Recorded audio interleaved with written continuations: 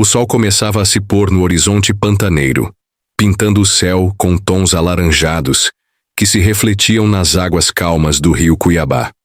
Na pequena comunidade de Porto Esperança, as sombras se alongavam sobre as palafitas enquanto os últimos pescadores retornavam para casa. O ar era denso, carregado de umidade e dos sons da natureza que despertava para a vida noturna. Manuel Santana, um pescador de 58 anos, conhecido por todos como Seu Mané, amarrava sua canoa de madeira ao pequeno trapiche diante de sua casa. Seu rosto enrugado pelo sol e marcado pelo tempo revelava a experiência de quem nasceu e cresceu naquelas águas. Em suas mãos calejadas, trazia uma rede com alguns peixes, menos do que o habitual. "O rio tá mudado", murmurou para si mesmo, sentindo um arrepio percorrer sua espinha quando olhou para a densa vegetação da margem oposta. A comunidade de Porto Esperança existia há gerações, formada por famílias que aprenderam a extrair sua subsistência do Pantanal sem agredir seu delicado equilíbrio. Eram menos de 40 casas de madeira e palha, erguidas sobre estacas para protegê-las das cheias sazonais. As pessoas ali viviam da pesca, de pequenas roças de mandioca e milho, e da coleta de frutos nativos como o pequi e a bocaiúva. A ligação deles com a terra era ancestral, quase mística, mas agora algo estava diferente. "Pai, o senhor demorou hoje", disse Teresa, sua filha de 22 anos, aproximando-se para ajudá-lo com os peixes. Ela tinha a pele morena e os olhos escuros e atentos, herdados da mãe que falecera 5 anos antes, vítima de uma febre, que consumiu seu corpo em poucos dias. "O peixe tá escasso, minha filha. Parece que tão com medo de alguma coisa." Seu Mané olhou novamente para a outra margem, onde o verde intenso começava a se dissolver na escuridão crescente. "Não gosto do que está acontecendo. As águas estão falando." Teresa sorriu, acostumada às superstições do pai. Ele sempre falava que o rio conversava com quem sabia escutar, que a natureza mandava recados para os atentos. Mas desta vez, havia uma tensão genuína em sua voz que a preocupou. "O que o senhor tá vendo, pai? Não é o que eu tô vendo. É o que tô sentindo. Tem algo vindo com a lua cheia. Algo que não devia estar aqui." A jovem seguiu o olhar do pai para o céu, onde a lua crescente já brilhava com intensidade. Em 3 dias seria lua cheia. Em 3 dias o Pantanal estaria banhado por sua luz prateada, revelando cantos que a escuridão costumava proteger.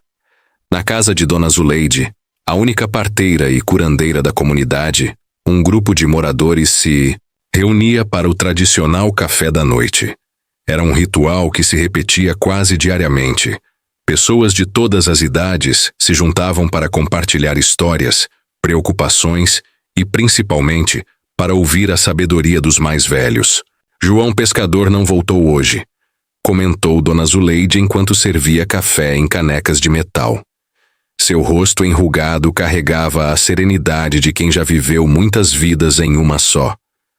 O filho dele, Tadeu, foi procurá-lo nas ilhas de São Jerônimo, mas voltou sozinho. Um silêncio pesado se instalou na pequena sala. João Pescador era conhecido por sua pontualidade. Sempre voltava antes do sol se pôr, por mais distante que tivesse ido. 10 anos atrás, quando sua esposa ainda era viva, ele havia estabelecido essa regra para si mesmo e nunca a quebrara. "Ele deve ter encalhado em algum banco de areia", sugeriu Sebastião, um jovem de 17 anos que ajudava o pai na roça. "Com o rio baixando, os caminhos mudam." "Não é época de baixa", corrigiu Joaquim, tio de Sebastião.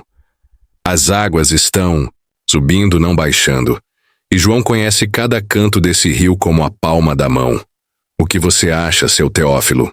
perguntou Dona Zuleide ao homem mais velho do grupo, que permanecia calado, fumando seu cachimbo artesanal feito de raiz de guatambu. Teófilo Rodrigues tinha 82 anos e era o morador mais antigo de Porto Esperança. Era um homem baixo, magro, com a pele curtida pelo sol e mãos nodosas marcadas pelo trabalho duro.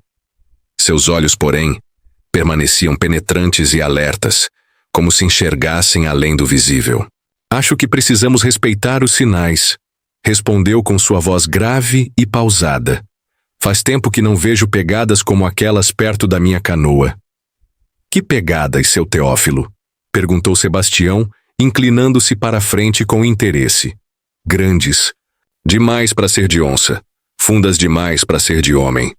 Teófilo deu uma longa tragada em seu cachimbo, deixando a fumaça escapar lentamente entre os lábios. Encontrei elas há 3 dias, quando a lua começou a crescer.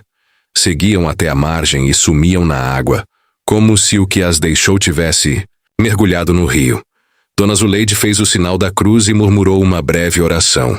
Os outros também pareceram desconfortáveis, exceto os mais jovens que olhavam para o velho com fascínio. O senhor tá falando do Anhangá? Perguntou Sebastião, referindo-se ao espírito protetor da floresta no folclore local. Não, respondeu Teófilo com uma expressão sombria. Estou falando do que vem com a lua cheia, do que pune quem não respeita a natureza. Estou falando daquele que chamam de lobisomem do Pantanal. O silêncio que se seguiu foi quebrado apenas pelo som distante de um uivo, que poderia ser de um lobo-guará ou de algum cachorro selvagem nas proximidades, ou talvez de algo mais, algo que nunca deveria ter despertado nas profundezas do Pantanal. Na manhã seguinte, a comunidade inteira estava em polvorosa. João Pescador havia sido encontrado por Tadeu, seu filho, mas não da forma como todos esperavam. O homem estava vivo, porém em estado de choque, com ferimentos profundos nas costas e nos braços, como se tivesse sido atacado por um animal de grande porte. Ele havia sido localizado em uma pequena ilha temporária, formada pela elevação do nível da água, agarrado aos restos de sua canoa despedaçada. Não conseguia falar de forma coerente. Apenas murmurava repetidamente sobre olhos amarelos e não era um bicho comum. Dona Zuleide cuidava dele em sua casa, aplicando ungüentos de ervas locais nos ferimentos e tentando acalmá-lo com chás de erva cidreira e capim-santo. Mas o medo nos olhos de João não diminuía, mesmo quando o sol estava alto no céu. O que você acha que atacou ele, mãe? Perguntou Clarice, filha de Dona Zuleide, e sua aprendiz nas artes da cura. Não sei, minha filha. Nunca vi marcas assim. A curandeira examinou os ferimentos que pareciam garras, mas com um padrão diferente. Das de onça ou jacaré, os principais predadores da região. Parece que foi arrastado, mas conseguiu escapar. Do lado de fora, um grupo de homens se reunia para discutir o ocorrido. Entre eles estava Antônio Capataz, um homem de meia idade que não havia nascido na comunidade, mas vivia ali há 15 anos, desde que chegara como funcionário de uma fazenda de gado que tentava se estabelecer na região. Precisamos organizar uma busca, disse Antônio com autoridade. Se tem um animal atacando pessoas, precisamos encontrá-lo e eliminá-lo, antes que faça mais vítimas. Não é tão simples, respondeu seu mané, que também estava presente. Não sabemos o que é nem onde se esconde. É uma onça grande, só pode ser, insistiu Antônio. Talvez tenha descido das serras fugindo das queimadas. Estão famintas e mais agressivas. Onça não quebra canoa daquele jeito, contestou Joaquim. E João é experiente demais para ser pego de surpresa por uma onça. Os argumentos iam e vinham, enquanto a tensão crescia na comunidade. As crianças foram proibidas de brincar perto do rio, e os pescadores decidiram sair apenas em grupos de 3 ou mais, levando não apenas seus apetrechos de pesca, mas também facões e arpões. Foi no meio dessa discussão que Teófilo se aproximou, apoiando-se em sua velha bengala de madeira entalhada. O grupo silenciou imediatamente, respeitando a presença do ancião. Já vi isso antes, disse ele com voz cansada, há 50 anos, quando eu ainda era um jovem pescador. Começou da mesma forma, pegadas estranhas, ataques misteriosos, o medo se espalhando como neblina no rio. O que era, seu Teófilo? Perguntou Sebastião, que estava entre os homens apesar de sua pouca idade. Um aviso, respondeu o velho, olhando diretamente para Antônio Capataz. Um aviso de que algo está errado no equilíbrio do Pantanal, e vai piorar quando a lua estiver cheia. A menção à lua fez com que todos olhassem instintivamente para o céu, mesmo em plena luz do dia. A lua já estava visível, pálida contra o azul intenso, crescendo a cada dia. 2 dias mais, e estaria completa. Superstições, murmurou Antônio, mas não alto o suficiente para desrespeitar abertamente o ancião. Precisamos de ações, não de histórias antigas. A história sempre se repete para quem não aprende com ela, respondeu Teófilo, afastando-se lentamente. Vou estar na minha casa se alguém quiser ouvir o que aconteceu meio século atrás. Talvez ajude a entender o que está por vir. Com essas palavras enigmáticas, o velho se afastou, deixando para trás um grupo de homens divididos entre o medo ancestral e a necessidade moderna de agir. Ao cair da tarde, um pequeno grupo se reuniu na casa de Teófilo. O velho morava em uma das poucas construções de tijolos da comunidade, uma casa simples, mas sólida, que resistira a inúmeras cheias ao longo das décadas. As paredes internas eram decoradas com artefatos antigos, redes de pesca desgastadas, chifres de animais, ferramentas de trabalho que haviam pertencido a seu pai e seu avô. Sentados em bancos e cadeiras rústicas estavam seu Mané, Teresa, Dona Zuleide e sua filha Clarice, Sebastião e alguns outros moradores curiosos ou preocupados. Notavelmente ausente estava Antônio Capataz, que liderava um grupo de homens em uma busca pela suposta onça nas redondezas da comunidade. O que vou contar não é uma história para assustar crianças, começou Teófilo, acendendo seu cachimbo com um fósforo. É algo que aconteceu de verdade, e que poucos sobreviveram para contar. A luz da lamparina, a querosene, criava sombras dançantes no rosto do velho, dando-lhe uma aparência quase espectral. Fora da casa, o crepúsculo cedia lugar à noite, e os sons do Pantanal pareciam mais intensos. O coachar dos sapos, o zumbido dos insetos, o ocasional grito de alguma ave noturna. Há 50 anos, nossa comunidade era menor. Apenas 12 famílias. Vivíamos como hoje, da pesca e da pequena agricultura, respeitando os ciclos do Pantanal. Mas naquela época começaram a chegar os primeiros fazendeiros, homens do sul com suas ideias de progresso. Teófilo fez uma pausa para dar uma tragada em seu cachimbo, seus olhos perdidos em memórias distantes. Eles começaram a derrubar áreas de mata para abrir pastagem, a drenar pântanos para criar gado. Diziam que estavam melhorando a terra, mas nós sabíamos que estavam ferindo algo sagrado. Como o Antônio sempre diz que deve fazer, comentou seu Mané, balançando a cabeça em desaprovação. Sim, como ele diz, mas há 50 anos era pior, porque não havia leis protegendo o Pantanal como hoje. Teófilo continuou sua história. Foi quando as coisas estranhas começaram. Primeiro, animais apareceram mortos de formas inexplicáveis. Depois, as pegadas, enormes, mais profundas do que deveriam ser pelo tamanho, como se o que as deixou carregasse o peso de muitos.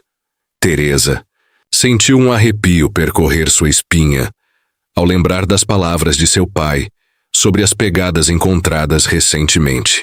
E então, prosseguiu Teófilo, na primeira noite de lua cheia daquele mês ouvimos os gritos.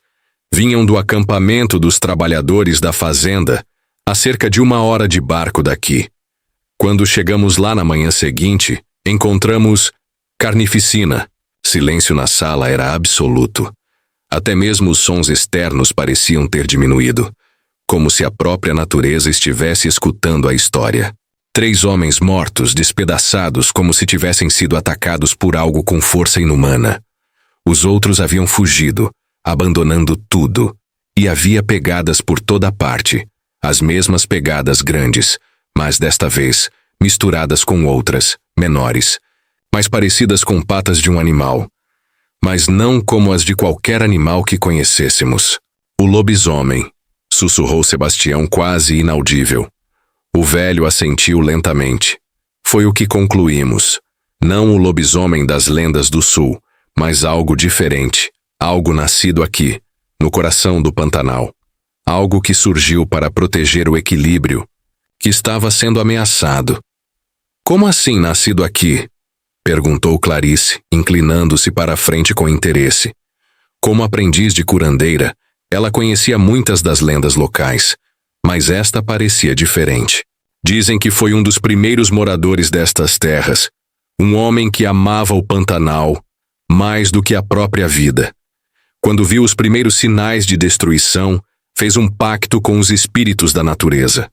Ofereceu sua humanidade em troca do poder de proteger estas terras. E ele se transformou em lobisomem? Perguntou Teresa, cética, mas fascinada. Não exatamente como nas histórias que vocês conhecem, respondeu Teófilo. Ele se tornou algo entre homem e fera, algo que emerge apenas quando o equilíbrio está ameaçado, e a lua cheia amplifica os poderes da natureza. Não é uma maldição, mas um sacrifício, um guardião. Mas por que está voltando agora? Questionou seu mané. Faz anos que não temos problemas sérios com desmatamento por aqui. Teófilo trocou um olhar sombrio com Dona Zuleide, como se compartilhassem um conhecimento que os outros não possuíam. Porque algo mudou, disse a curandeira, tomando a palavra pela primeira vez. Vocês não perceberam que o rio está subindo fora de época? Que os peixes estão se comportando de forma estranha? Que as aves migratórias chegaram semanas antes do previsto? É verdade, concordou seu mané, franzindo o senho. Pensei que fosse só impressão minha. Não é impressão, afirmou Teófilo. É o Pantanal reagindo a algo. E o guardião sente isso. Ele está procurando a fonte do desequilíbrio. E quando encontrar? Perguntou Sebastião com a voz trêmula. Quando encontrar, respondeu o velho com um olhar grave. Vai eliminar a ameaça. Como fez há 50 anos quando os fazendeiros finalmente entenderam que algumas terras não devem ser violadas. Um silêncio pesado caiu sobre o grupo, enquanto cada um absorvia as implicações daquela história. Lá fora, em algum lugar na vastidão do Pantanal, algo esperava pela lua cheia, algo que era tanto protetor quanto ameaça, dependendo de que lado alguém estivesse. Na mesma noite, enquanto a comunidade digeria a história de Teófilo, Antônio, capataz e seus 4 companheiros retornavam de sua busca infrutífera. Não haviam encontrado nenhum sinal da suposta onça, nem qualquer outra evidência que explicasse o ataque a João Pescador. Perda de tempo, reclamou Antônio saltando de sua canoa para o trapiche. Amanhã precisamos ir mais longe, talvez até a região das 3 Barras. Já estamos há 2 dias procurando Antônio, contestou Pedro, um dos homens. E amanhã é lua cheia. Minha mulher não quer que eu fique fora depois do pôr do sol. Superstições, exclamou Antônio com irritação. É disso que esta comunidade precisa se livrar se quiser progredir. Esse medo irracional está impedindo vocês de usar a terra como deveriam. O que quer dizer com isso? Perguntou Rodrigo, outro dos homens com uma expressão desconfiada. Antônio percebeu que havia falado demais, e sua expressão se suavizou. Nada, só estou cansado. Vamos descansar e decidir amanhã o que fazer. Os homens se dispersaram, cada um seguindo para sua casa, deixando Antônio sozinho no trapiche. Ele ficou ali por alguns minutos, observando a lua quase cheia refletida nas águas escuras do rio. Seu rosto, normalmente cordial, assumiu uma expressão calculista que poucos na comunidade conheciam. Não vou deixar que lendas e superstições atrapalhem meus planos, murmurou para si mesmo, antes de se dirigir à sua casa, uma das maiores da comunidade. O que ninguém em Porto Esperança sabia era que Antônio não era apenas um ex-capataz de fazenda que decidira se estabelecer na comunidade após se apaixonar pela região. Como sempre contava, ele era, na verdade, um representante de um grupo de investidores interessados nas terras da região, que há anos planejava convencer os moradores a venderem suas propriedades para dar lugar a um grande empreendimento turístico. Por 15 anos, ele vinha ganhando a confiança da comunidade, tornando-se parte dela, descobrindo seus pontos fracos, entendendo sua dinâmica. E agora, finalmente, o plano estava em andamento. As primeiras obras já haviam começado discretamente, a cerca de 10 quilômetros rio acima. O desvio de um pequeno afluente para criar uma represa que seria a peça central do futuro complexo hoteleiro. Era esse desvio que estava causando a elevação anormal do nível da água e alterando o comportamento dos peixes. Era essa interferência no equilíbrio natural que o Pantanal estava sentindo. E se a história de Teófilo fosse verdadeira, era isso que havia despertado o guardião. Antônio não acreditava em lendas, mas acreditava em oportunidades. E o medo que agora se espalhava pela comunidade poderia ser útil para seus propósitos. Pessoas assustadas tomam decisões precipitadas e ele estava pronto para oferecer uma solução: a venda de suas terras por um preço justo e a realocação por uma área urbana mais segura. O que ele não sabia era que, enquanto traçava seus planos, algo observava da escuridão da outra margem, algo cujos olhos amarelos brilhavam com uma inteligência antiga e uma fúria crescente. Algo que esperava apenas a lua atingir sua plenitude para agir. O dia amanheceu com uma tensão palpável no ar. Era o dia da lua cheia, e a história de Teófilo havia se espalhado por toda a comunidade, dividindo opiniões. Alguns, principalmente os mais velhos, acreditavam na lenda do guardião e viam os eventos recentes como um presságio. Outros, influenciados pelo ceticismo de Antônio, consideravam tudo apenas coincidência e superstição. João Pescador ainda se recuperava na casa de Dona Zuleide, mas seu estado havia melhorado o suficiente para que começasse a formar frases coerentes. O que ele contou apenas aumentou o medo entre os crédulos. Não era onça, não era gente, disse ele com voz rouca para o pequeno grupo reunido ao redor de seu leito.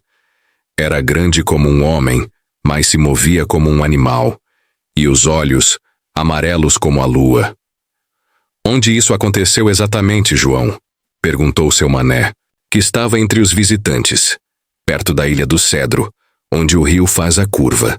Eu tinha parado para verificar minhas armadilhas de peixe quando ouvi um barulho estranho, como galhos quebrando. Pensei que fosse algum animal grande, talvez uma anta ou um cervo. Mas então vi os olhos brilhando entre as árvores.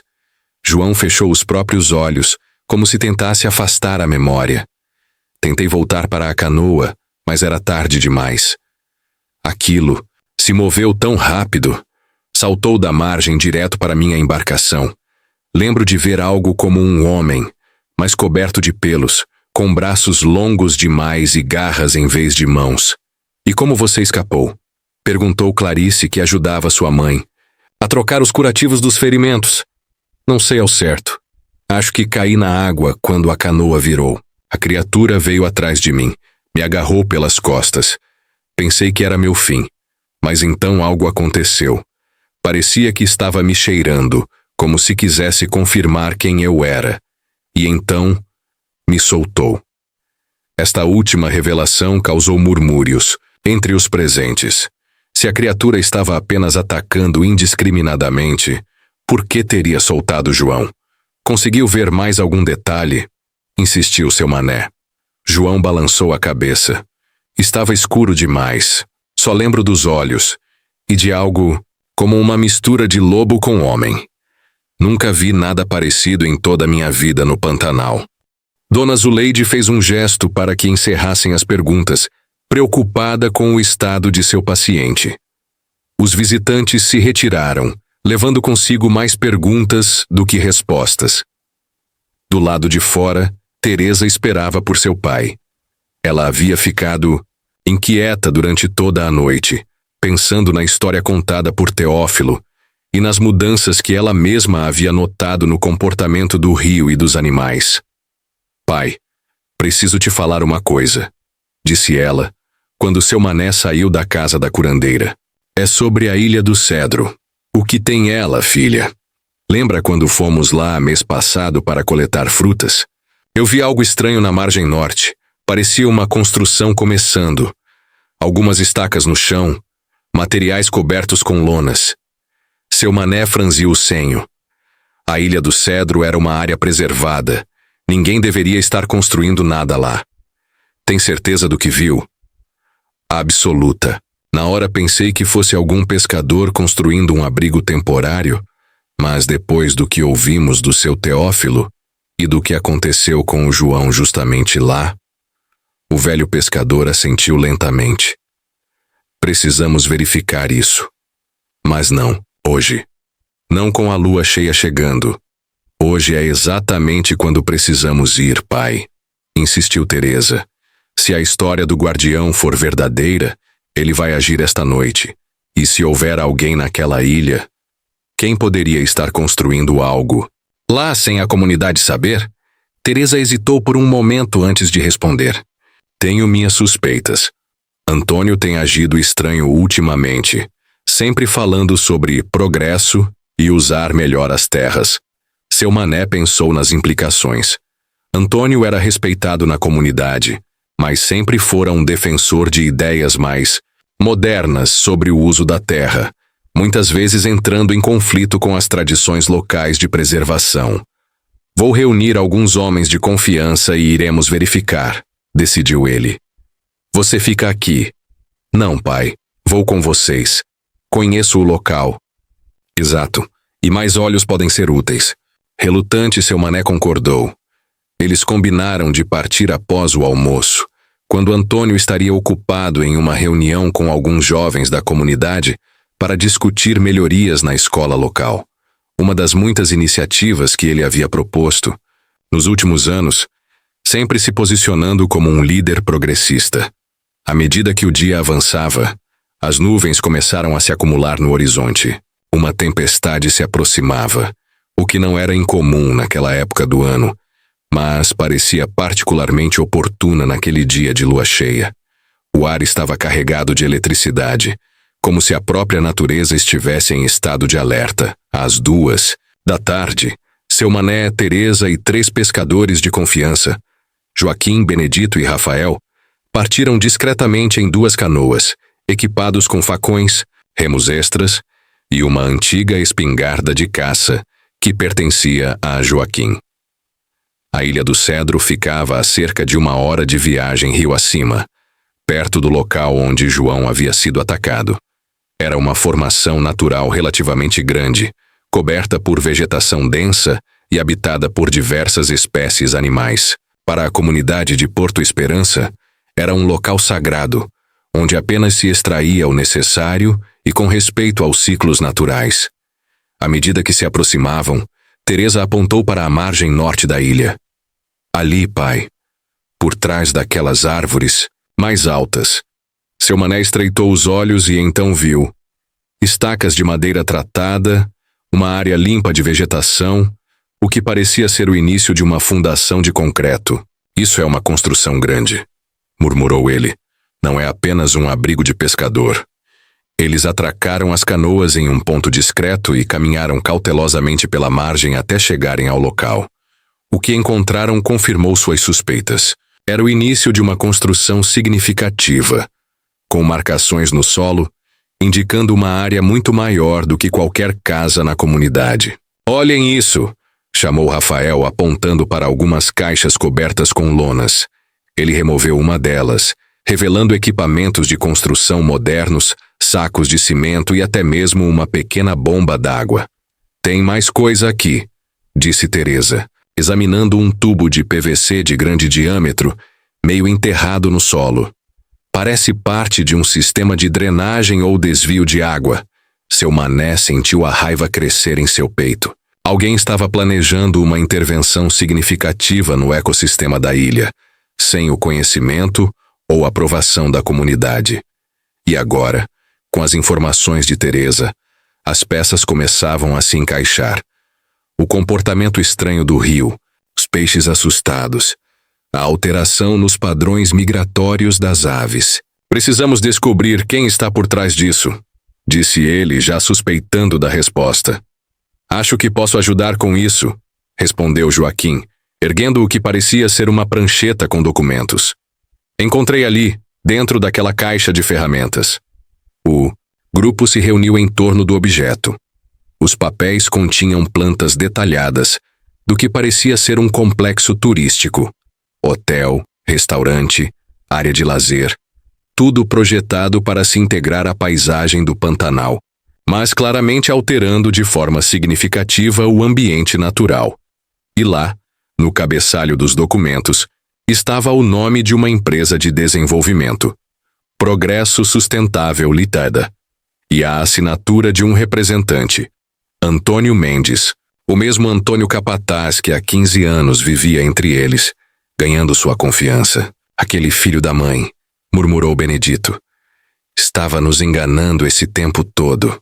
Isso explica por que o ataque aconteceu aqui, disse Teresa, olhando ao redor com expressão preocupada. Se a história do guardião for verdadeira, ele sentiu a ameaça ao equilíbrio do Pantanal. E hoje é lua cheia, lembrou Rafael, olhando para o céu onde nuvens de tempestade se acumulavam. Se o que seu Teófilo contou for verdade, precisamos voltar e confrontar Antônio, decidiu seu Mané. Ele precisa responder por essa traição, e precisamos avisar a comunidade. Se o lobisomem vier hoje à noite, Antônio é quem ele procura.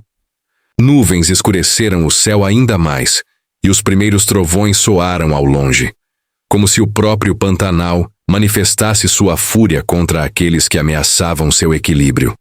O grupo recolheu alguns dos documentos como prova e retornou às canoas. A viagem de volta foi tensa e silenciosa, cada um perdido em seus próprios pensamentos. A preocupação com o que descobriram se misturava ao medo do que poderia acontecer naquela noite de lua cheia. Quando chegaram de volta a Porto Esperança, a notícia da traição de Antônio se espalhou rapidamente. Muitos se recusaram a acreditar inicialmente, considerando o homem um membro respeitado da comunidade. Mas os documentos eram prova suficiente, e as peças do quebra-cabeça começavam a se encaixar para todos. Onde está ele agora? Perguntou Teófilo quando o grupo chegou à sua casa para relatar o que havia descoberto. Deveria estar na reunião da escola, respondeu Teresa. Mas precisamos encontrá-lo antes do anoitecer. Não será necessário, disse uma voz atrás deles. Todos se viraram para ver Sebastião parado na porta, ofegante como se tivesse corrido. Antônio partiu. Levou sua canoa motorizada e alguns pertences. Um dos rapazes o viu indo rio acima, na direção da Ilha do Cedro. Seu Mané trocou olhares, preocupados com os outros. Ele deve ter descoberto que fomos até lá, ou talvez sempre planejou ficar na ilha esta noite, para proteger seu investimento. Ou para encontrar o que atacou João, sugeriu Rafael. Ele estava determinado a caçar a criatura. De qualquer forma, está se dirigindo para o perigo, concluiu Teófilo com um suspiro pesado. Se o guardião aparecer esta noite e Antônio estiver na ilha, precisamos ir atrás dele, disse Teresa, surpreendendo a todos. Não importa o que ele fez, não podemos deixá-lo enfrentar aquilo sozinho. Minha filha tem razão, concordou seu Mané, embora relutante. Não desejaria o destino do guardião nem para meu pior inimigo. Teófilo assentiu lentamente. Vão então, mas levem isto. O velho retirou de uma antiga arca de madeira um objeto embrulhado em tecido desbotado. Ao desenrolar, revelou-se uma faca com lâmina de prata escurecida pelo tempo e cabo de madeira entalhada com símbolos indígenas. Esta faca pertenceu ao meu avô, que a recebeu de um xamã guarani. Dizem que foi forjada para enfrentar criaturas que caminham entre os mundos. Talvez seja útil. Seu Mané pegou a arma com reverência, sentindo seu peso e história em suas mãos calejadas. E levem isto também, acrescentou Dona Zuleide, que havia chegado silenciosamente e observava a cena. Ela estendeu um pequeno saco de couro contendo ervas secas. Queimem se precisarem afastar a criatura. O cheiro vai confundir seus sentidos. Armados com esses objetos, além de lanternas, facões e a espingarda de Joaquim, um grupo de 5 homens, e Teresa se preparou para partir. O céu estava cada vez mais escuro, tanto pela tempestade que se aproximava, quanto pelo crepúsculo iminente. Dentro de poucas horas, a lua cheia surgiria no horizonte se as nuvens permitissem. A tempestade desabou sobre o Pantanal com fúria incomum, enquanto as 3 canoas cortavam as águas agitadas do rio.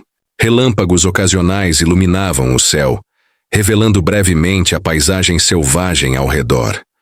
O vento uivava entre as árvores, trazendo consigo o odor da terra molhada e algo mais. Um cheiro selvagem, primitivo, que fazia os pelos da nuca se eriçarem. "Estamos perto", gritou seu mané para se fazer ouvir acima do rugido da tempestade. "Mantenham os olhos abertos." Teresa, que seguia na mesma canoa do pai, sentiu um aperto no peito. A escuridão era quase total agora, quebrada apenas pelos relâmpagos e pelas fracas lanternas que levavam. As margens do rio pareciam se fechar sobre eles, como se a própria natureza tentasse impedir sua passagem. Quando finalmente avistaram a Ilha do Cedro, perceberam a luz de uma fogueira na praia norte, exatamente onde haviam encontrado a construção, mais cedo. Aproximaram-se com cautela, deixando as canoas a uma distância segura, e seguindo a pé pelo terreno enlameado. A chuva diminuíra um pouco, mas o vento continuava forte, agitando as copas das árvores e criando sombras inquietantes à luz dos relâmpagos. Teresa apertou a jaqueta contra o corpo, tentando controlar o tremor que não era apenas de frio. "Ali!" sussurrou Joaquim, apontando para uma figura solitária perto da fogueira. Era Antônio, de costas para eles, aparentemente verificando algo nos materiais de construção. Ao lado dele, apoiada em uma árvore, estava uma espingarda de cano, duplo, uma arma muito mais poderosa que a velha espingarda de caça de Joaquim. Seu mané fez sinal para que avançassem juntos em semicírculo para cercar Antônio. Quando estavam a menos de 10 metros dele, o homem se virou abruptamente, como se tivesse sentido sua presença. "Sabia que viriam", disse ele com uma calma surpreendente, embora seu rosto estivesse tenso. "Vocês não conseguem mesmo entender. Uma oportunidade quando ela bate a porta, não é? A única coisa que entendemos é traição", respondeu seu mané, dando um passo à frente. 15 anos fingindo ser um de nós, enquanto planejava destruir nosso modo de vida. Antônio riu. Um som sem humor. "Destruir? Estou tentando melhorá-lo. Este lugar tem potencial para ser um destino turístico de primeira linha. Empregos, dinheiro, desenvolvimento, tudo o que vocês precisam para sair dessa vida primitiva." "Nós não queremos sair dessa vida", interrompeu Teresa com fúria na voz. "Este é nosso lar, nosso modo de viver. Você não tem o direito de decidir o que é melhor para nós." Um relâmpago particularmente forte iluminou o céu, seguido quase imediatamente pelo estrondo do trovão. Naquele breve momento de claridade, algo na expressão de Antônio mudou. Um lampejo de medo cruzou seu rosto quando ele olhou para o céu. "Vocês não entendem", disse ele, agora com urgência na voz. "Não é sobre o que vocês querem. É sobre o que vai acontecer de qualquer jeito. Se não for eu, será outro. O progresso é inevitável." "Nada é inevitável", respondeu seu mané. "O Pantanal sobreviveu por milênios sem o seu progresso, e vai continuar sobrevivendo muito depois que todos nós tivermos virado pó." Antônio balançou a cabeça como se lidasse com crianças teimosas. "Vocês realmente acreditam nas histórias do velho Teófilo, não é? Um lobisomem guardião que protege o Pantanal." Ele riu novamente, mas havia algo forçado em sua risada. "Vim aqui esta noite justamente para provar que isso é mentira. Quando o sol nascer amanhã e nada tiver acontecido, vocês finalmente entenderão que é hora de crescer." Naquele momento, as nuvens se abriram brevemente, permitindo que a luz de lua cheia, agora alta no céu, banhasse a clareira. O silêncio que seguiu foi tão repentino quanto absoluto. Até os sons da tempestade pareceram cessar por um instante, e então, de algum lugar nas profundezas da ilha, veio um uivo. Não era o som de um lobo-guará ou de um cachorro selvagem. Era algo mais profundo, mais primitivo, que parecia ressoar nas próprias entranhas da terra. Um som que carregava tanto dor quanto fúria, tanto humanidade quanto bestialidade. O rosto de Antônio empalideceu. O que foi isso? Ninguém respondeu, não era necessário. O medo nos olhos de todos dizia o suficiente. O uivo veio novamente, mais próximo desta vez, seguido pelo som de galhos quebrando, como se algo grande e pesado se movesse rapidamente por entre as árvores. Vão embora, disse Antônio, sua voz agora trêmula, enquanto ele se inclinava para pegar sua espingarda. Isto é entre mim e qualquer coisa que esteja lá, posso lidar com isso. Não é uma onça, Antônio, avisou seu mané. Não é algo que você possa matar com essa arma. Tudo pode ser morto, gritou Antônio, o medo dando lugar à raiva. E quando eu matar essa criatura, vocês finalmente entenderão que o tempo das superstições acabou.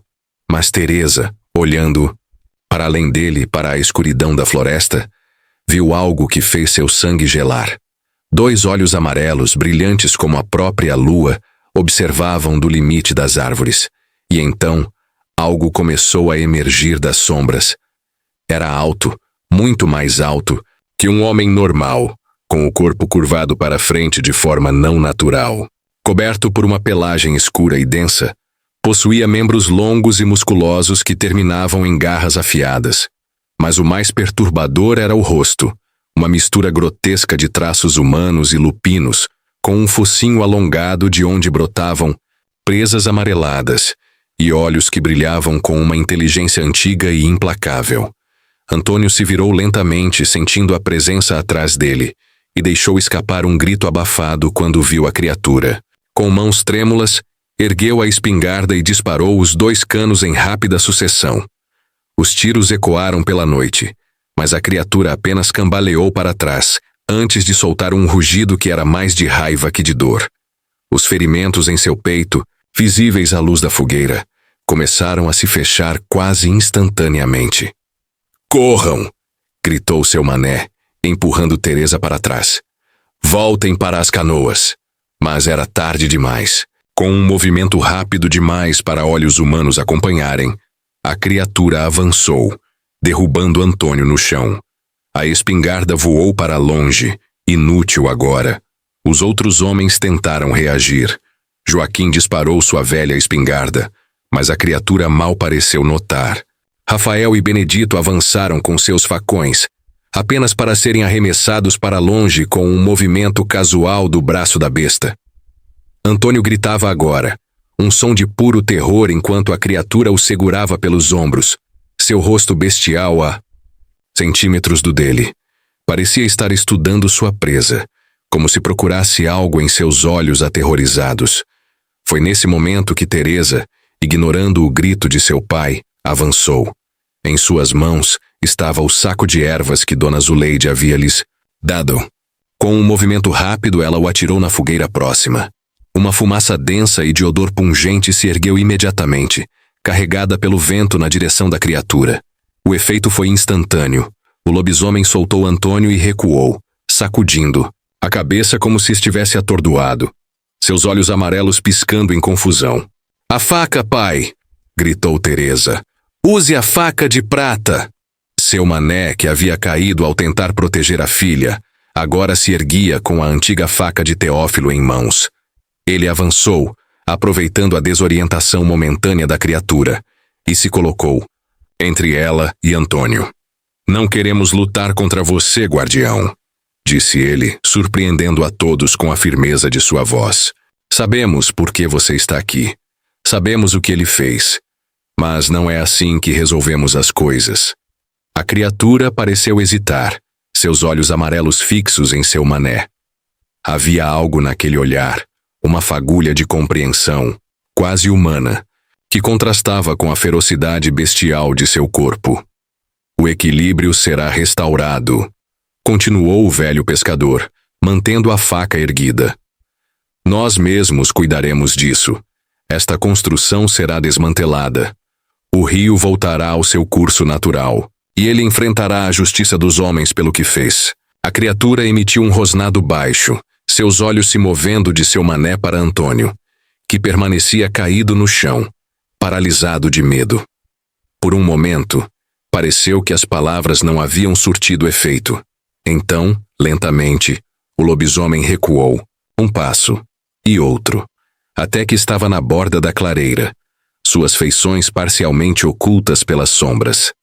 Seus olhos amarelos, porém, permaneciam fixos em Antônio, como uma promessa silenciosa de que, se o equilíbrio não fosse restaurado, ele retornaria. Vão embora, sussurrou seu mané para os outros. Levem Antônio, eu vou logo atrás. Teresa hesitou. Não vou deixar você sozinho com isso, pai.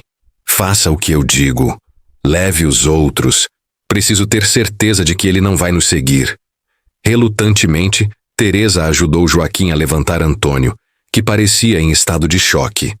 Rafael e Benedito, ambos feridos mas conscientes, seguiram-nos enquanto recuavam lentamente em direção às canoas.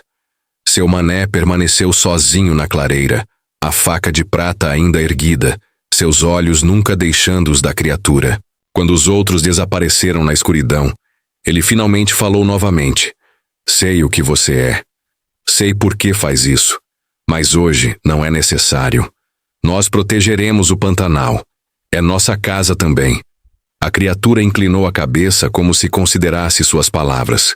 Então, sem aviso, deu as costas e desapareceu na escuridão da floresta, tão silenciosamente quanto havia surgido. Seu mané soltou a respiração que não percebera estar segurando. Com pernas trêmulas, ele se virou e seguiu o caminho para as canoas, a faca de prata ainda firmemente agarrada em sua mão. A tempestade havia passado quando o dia amanheceu sobre o Pantanal. O céu era de um azul límpido, lavado pela chuva da noite anterior, e o ar carregava o cheiro fresco da terra molhada e da vegetação revigorada. Em Porto Esperança, a comunidade estava reunida na Praça Central, um espaço simples, cercado por mangueiras antigas e com um pequeno coreto de madeira no centro. Todos haviam ouvido o relato do que acontecera na Ilha do Cedro, e agora esperavam para decidir o que fazer a seguir. Antônio estava sentado em um banco, cabisbaixo e silencioso. O homem arrogante e confiante da noite anterior havia desaparecido, substituído por alguém que parecia ter envelhecido 10 anos em uma única noite. Seus olhos estavam vazios, como se ainda processassem o horror que testemunhara. Seu mané, acompanhado por Teresa e pelos outros que haviam estado na ilha, relatou novamente o que haviam descoberto sobre os planos de Antônio e a empresa que ele representava. Os documentos foram passados de mão em mão, provocando murmúrios de indignação entre os moradores. E o que fazemos agora? Perguntou alguém da multidão. Entregamos ele à polícia? Seu mané trocou um olhar com Teófilo, que estava sentado ao lado de Dona Zuleide. O velho assentiu levemente, como se desse permissão para algo que haviam discutido previamente. A polícia está longe, respondeu seu mané. E este é um assunto nosso. Nossa comunidade, nossas terras, nossas decisões. Ele se virou para Antônio. Você tem 2 escolhas. Pode pegar sua canoa e ir embora, hoje mesmo, e nunca mais voltar. Ou pode ficar e ajudar a desfazer o mal que começou. Desmantelar aquela construção com suas próprias mãos. Restaurar o curso natural do rio. E então viver entre nós como um verdadeiro membro da comunidade, não como um impostor. Antônio ergueu os olhos encontrando os de seu mané. Por um momento, algo da antiga arrogância pareceu retornar, como se ele fosse protestar ou ameaçar. Mas então seu olhar se desviou para a floresta além da comunidade, e um tremor visível percorreu seu corpo. E se eu for embora? Perguntou ele com voz rouca. Aquela coisa vai me seguir? Não sabemos, respondeu Teófilo, falando pela primeira vez. O guardião protege o equilíbrio. Se você continuar sendo uma ameaça a ele, Em qualquer lugar, Antônio fechou os olhos como se tentasse bloquear a memória daqueles olhos amarelos, daquelas garras, daquela fúria primitiva que havia enfrentado. Eu fico, disse ele finalmente. Vou desfazer tudo e depois veremos. Um murmúrio percorreu a multidão. Surpresa, ceticismo, alguns até mesmo com um toque de admiração pela escolha inesperada. Seu Mané assentiu gravemente. Sábio, disse ele. Começamos amanhã. Um grupo irá com você até a ilha para iniciar o trabalho. Outros irão contatar as autoridades ambientais sobre o desvio ilegal do rio. Teresa observava a cena com uma mistura de emoções. Alívio por tudo ter terminado sem derramamento de sangue, orgulho pelo modo como seu pai havia conduzido a situação, mas também uma inquietação persistente sobre o que haviam testemunhado na noite anterior. Quando a reunião terminou e as pessoas começaram a se dispersar, ela se aproximou de Teófilo, que permanecia sentado, aparentemente perdido em pensamentos. Seu Teófilo, chamou ela suavemente. Posso lhe fazer uma pergunta? O velho ergueu os olhos, um pequeno sorriso curvando seus lábios enrugados. Claro, minha filha. Imagino que você tenha muitas, depois do que viu. Teresa assentiu, sentando-se ao lado dele. O que era aquilo realmente? Um homem amaldiçoado? Um espírito? Algum tipo de criatura que sempre esteve aqui? Teófilo ficou em silêncio por um momento, olhando para o horizonte onde o sol da manhã iluminava o vasto Pantanal. Talvez seja um pouco de cada, respondeu ele finalmente. Os antigos diziam que quando o primeiro homem chegou a estas terras, fez um pacto com os espíritos da natureza. Prometeu que seus descendentes sempre protegeriam o equilíbrio deste lugar sagrado. Em troca, a natureza ofereceu um guardião, alguém que abandonaria sua humanidade para se tornar o protetor eterno do Pantanal. Então, é um homem que se transforma? Ou talvez seja a própria essência do Pantanal que assume forma física quando necessário, sugeriu o velho. Há coisas neste mundo, Teresa, que existem nas fronteiras entre o que conhecemos e o que apenas sentimos. O guardião é uma delas. Ele vai voltar? Teófilo sorriu, um sorriso enigmático e sereno. Ele nunca realmente vai embora. Está sempre aqui, observando, esperando. E voltará a se mostrar quando o equilíbrio for ameaçado novamente. Teresa pensou no que havia visto naquela noite. A força primitiva e ao mesmo tempo consciente da criatura, o modo como havia entendido as palavras de seu pai, como havia escolhido recuar em vez de matar. Acho que entendo agora, disse ela suavemente. E o que você entende? Que não estamos realmente protegendo o Pantanal, respondeu Teresa após um momento de reflexão. Estamos protegendo a nós mesmos, mantendo o equilíbrio para que o guardião não precise intervir. Porque quando ele intervém, é terrível de testemunhar, completou Teófilo. Mas também necessário às vezes, como um temporal que destrói para limpar o caminho para a nova vida. Teresa assentiu, sentindo uma nova compreensão se formar dentro dela. O medo que sentira na noite anterior não desaparecera completamente. Mas agora estava misturado com uma espécie de reverência. Um respeito profundo pelo delicado equilíbrio que sustentava a vida no Pantanal e pelo guardião ancestral que o protegia. Nas semanas que se seguiram, a comunidade de Porto Esperança trabalhou incansavelmente. A construção na Ilha do Cedro foi completamente desmantelada. Os materiais reaproveitados para melhorias nas casas e na escola da comunidade. O pequeno desvio no rio foi restaurado ao seu curso natural, e logo os peixes começaram a retornar, em números normais.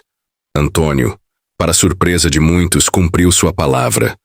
Trabalhou mais que todos os outros, como se buscasse redenção através do suor e das bolhas em suas mãos antes macias. Aos poucos, um respeito relutante começou a se formar entre ele e os moradores, especialmente quando ele utilizou seus conhecimentos e contatos para ajudar a comunidade a estabelecer uma cooperativa de pesca sustentável que melhorou a renda de todos sem comprometer os recursos naturais. Quanto ao guardião, não houve mais avistamentos. Mas em noites de lua cheia, quando o vento soprava forte entre as palafitas e o rio sussurrava segredos antigos, os moradores juravam ouvir um uivo distante. Não um som de ameaça, mas um lembrete da presença vigilante que habitava as sombras do Pantanal. Teresa frequentemente visitava a Ilha do Cedro, agora restaurada à sua beleza natural. Em uma dessas visitas, meses após os eventos daquela noite fatídica, ela encontrou algo que fez seu coração disparar. Uma pegada enorme na lama próxima à margem. Uma pegada que não pertencia a nenhum animal conhecido, mas que também não era completamente humana. Ela não contou a ninguém sobre o que viu. Não era necessário. A mensagem era clara. O guardião ainda estava lá, observando, protegendo. E enquanto a comunidade mantivesse o equilíbrio, ele permaneceria nas sombras, uma lenda viva caminhando entre dois mundos. Na noite seguinte, quando a lua cheia banhou o Pantanal com sua luz prateada, Teresa observou da varanda de sua casa as águas tranquilas do rio. Por um breve momento, ela pensou ter visto dois olhos amarelos brilhando na escuridão da margem oposta. Mas quando piscou, haviam desaparecido. Talvez fosse apenas sua imaginação. Ou talvez fosse um lembrete de que, na delicada teia da vida no Pantanal, cada fio estava conectado a outro, e no centro dessa teia estava um guardião ancestral. Metade homem, metade besta, completamente ligado à terra que protegia, de qualquer forma. Teresa sorriu e sussurrou uma breve oração de gratidão para o rio, para a lua e para a criatura que alguns temiam, mas que ela agora entendia ser parte essencial do equilíbrio que permitia a todos viverem em harmonia com a natureza selvagem e bela do Pantanal. Se você gostou dessa história, deixa seu gostei aí embaixo e compartilha o vídeo.